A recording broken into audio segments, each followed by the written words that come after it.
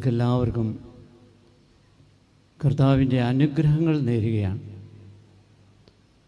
കാരണം കർത്താവിനാൽ തിരഞ്ഞെടുക്കപ്പെട്ട ഒരു സ്ഥലമാണ് ആവില ആശ്രമം. ഇരിട്ടിയിൽ ഈ സ്ഥലത്തിൻ്റെ പേര് എനിക്കറിഞ്ഞുകൂടാ.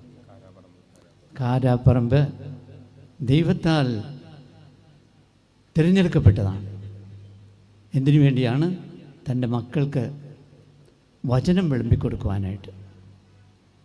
നമുക്കറിയാം, ബൈബിളിൽ കുറേയധികം സ്ഥലങ്ങൾ തിരഞ്ഞെടുക്കപ്പെട്ടതായിട്ടുണ്ട്, വ്യക്തികൾ തിരഞ്ഞെടുത്തിട്ടുള്ളതായിട്ടുണ്ട്.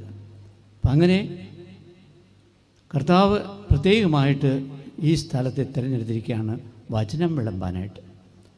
ഒരു വിളമ്പുകാരനെയും തിരഞ്ഞെടുത്തു. ആ വിളമ്പുകാരൻ നമ്മളുടെ പ്രിയപ്പെട്ട റാപ്സൺ അച്ഛനാണ്. നമ്മൾ പരിശുദ്ധ മറിയത്തെ സ്ത്രീകളിൽ അനുഗ്രഹീതയെന്ന് പറയാറില്ലേ? അതുപോലെ ഞാൻ പറയുകയാണ്, വൈദികരിൽ അനുഗ്രഹീതനാണ് ഫാദർ റാപ്സൺ. കാരണം അദ്ദേഹത്തിലൂടെ കർത്താവ് പ്രവർത്തിക്കുക, ഇന്നും ജീവിക്കുന്ന യേശുവിൻ്റെ പ്രവർത്തനങ്ങൾ അദ്ദേഹത്തിലൂടെ നമുക്ക് കാണാൻ സാധിക്കും. അദ്ദേഹത്തെ കർത്താവ് ഒരു ഇൻസ്ട്രുമെൻ്റായിട്ട് ഉപയോഗിക്കുകയാണ്. വിശുദ്ധ മദർ തെരേസ പറയുന്ന പോലെ ഒരു പെൻസിലായിട്ട് ഉപയോഗിക്കുകയാണ്. അതിന് കർത്താവ് പ്രത്യേകമായിട്ട് അദ്ദേഹത്തിന് ധാരാളം അനുഗ്രഹങ്ങൾ ചൊരിഞ്ഞ് ഇനിയും